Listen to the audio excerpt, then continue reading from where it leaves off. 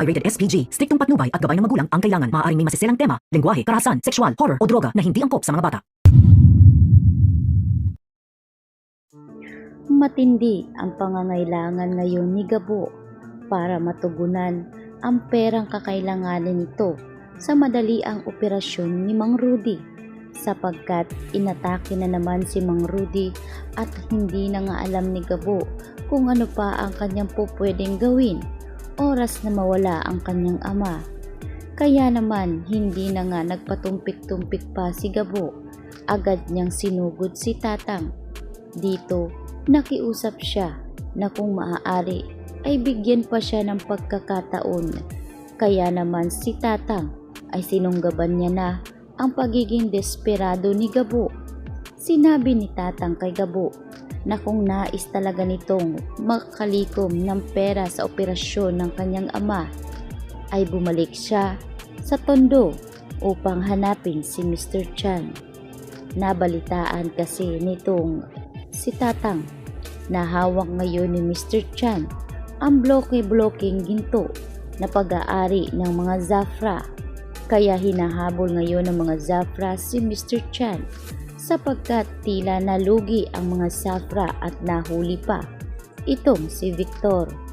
Kaya naman oras ang kanilang kalaban. Sinabi rin ni Tatang na dapat ay hindi magkamali ng hakbang si Gabo.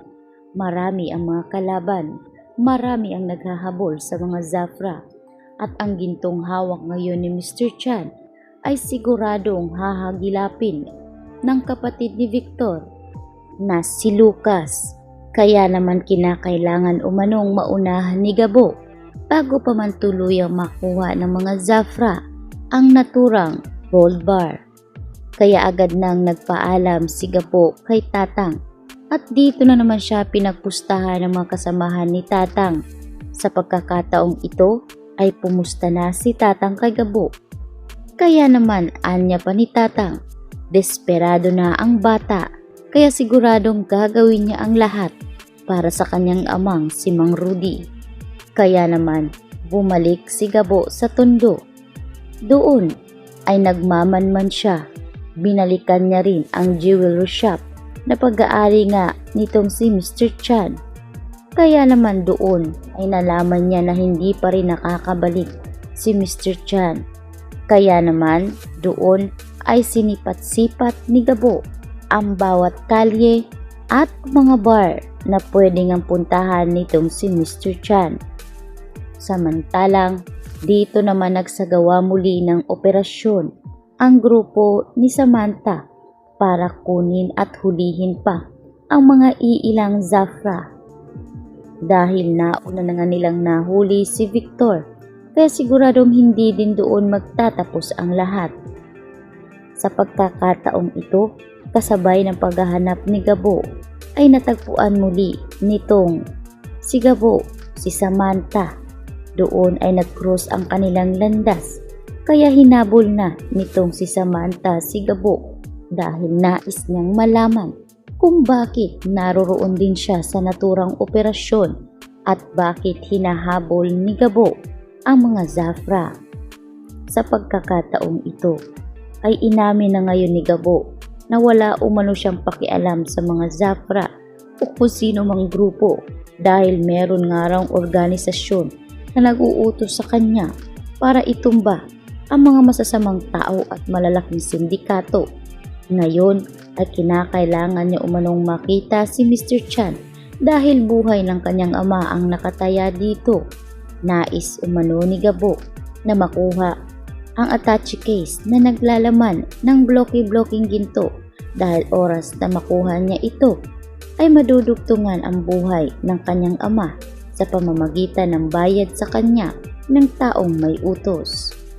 Naawa itong si Samantha dahil noong una ay nahuli nga nila itong si Victor. Alam ni Samantha na itong si Gabo ang naghirap para mahuli itong si Victor Zafra. Kaya naman bilang ganti ay wala na ring habol si Samantha sa gold bar. Kaya mismo si Samantha na ang nagbigay ng gold bar kay Gabo. Anya ni Samantha na ang kailangan nila ngayon ay si Mr. Chan at wala siyang pakialam sa mga gold bar. Kunin umano ito ni Gabo kung gusto niya, hanggat gusto niya, at umalis na ito sa lugar. Napangiti si Gabo dahil parang nanalo na rin siya sa loto, ngunit anya ni Gabo ay amanos na sila. Umalis na si Gabo, dala-dala ang attache case at dito niya binigay kay Tatang. Ang panalo ni Tatang sa kanyang mga kapustahan, kasabay niya rin binigay kay Gabo. Alam kasi ni Tatang na higit sa 100,000 pera ang kakailanganin ni Gabo, kaya si Tatang na ang mismong nagbigay ng isang gold bar para kay Gabo.